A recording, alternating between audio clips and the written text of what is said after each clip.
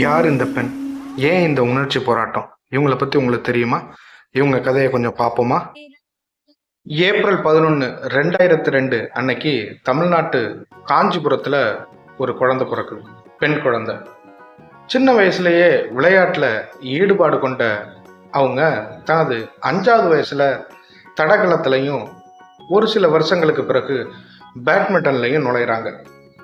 அவங்க தனது left handle பிறவி குறைபாடு அப்படிங்கிற சவாலை எதிர்கொண்டவங்க. அதனால் கட்டை விரல் இருக்குல்ல, அது இழப்பு ஏற்படுது மற்றும் நாள்பட்ட உள்நார் நியூரிடிஸ் மற்றும் தசைச்சிதைவு ஏற்பட்டது. அவங்க விளையாட்டு மீதான ஆர்வத்தை குறிப்பாக அவரது தந்தை டி முருகேசனோட அசைக்க முடியாத ஆதரவு மற்றும் வழிகாட்டுதலால் அவங்களோட விளையாட்டு ஆர்வம் நாளுக்கு நாள் அதிகமாச்சு.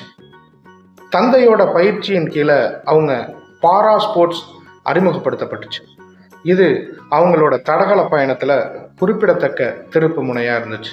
அவங்க பேர் துளசிமதி முருகேசன்.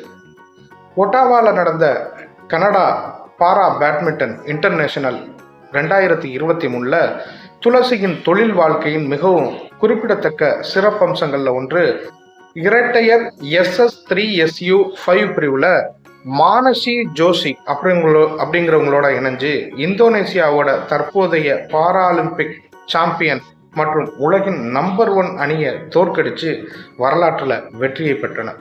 இந்த வெற்றி துளசியோட வாழ்க்கையில் மறக்க முடியாத மற்றும் சிறப்புமிக்க தருணமாக விளங்குகிறது.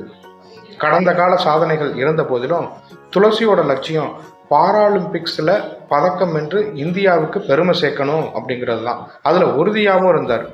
அவரோட அர்ப்பணிப்பு, விடாமுயற்சி சர்வதேச சுற்றுகளில் அவருக்கு ஏராளமான பதக்கங்களை பெற்றுத்தந்துச்சு. எல்லையில்லா ஆற்றல் கொண்ட ஒரு வலிமை மிக்க விளையாட்டு வீராங்கனையா அவரது அந்தஸ்தை அடிக்கோடிட்டு காட்டுது. துளசியோட கதை உலகெங்கிலும் உள்ள விளையாட்டு வீரர்களுக்கு ஒரு உத்வேகமாக துன்பங்களை எதிர்கொள்றதுல உறுதியை வெளிப்படுத்துது.